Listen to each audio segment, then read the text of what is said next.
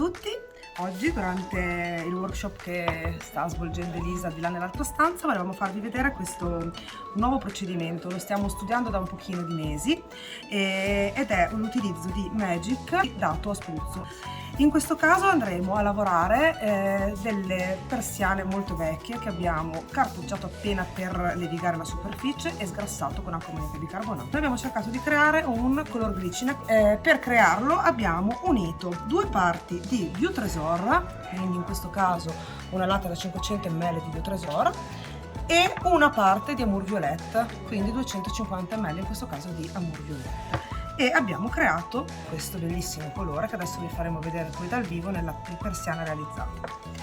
Per lavorare a spruzzo diciamo che ci sono tante particolarità, quindi la prima è sicuramente fare delle prove, dei tentativi, perché ogni superficie data a spruzzo può avere una resa differente e soprattutto può cambiare la pressione del vostro compressore e il tipo di ugello che voi utilizzate con la pistola, che in questo caso noi stiamo utilizzando. Ok?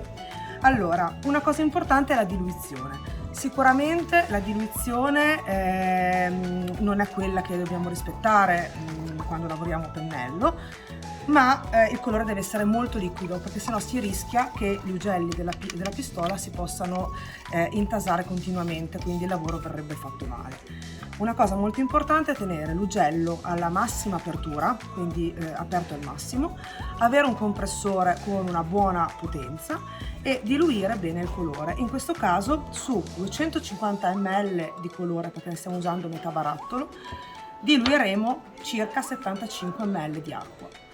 Mescolandolo molto bene si mette all'interno della pistola a spruzzo e adesso vi faremo vedere come in pochi istanti in una mano si può coprire direttamente un colore molto scuro come quello della persiana che stiamo lavorando.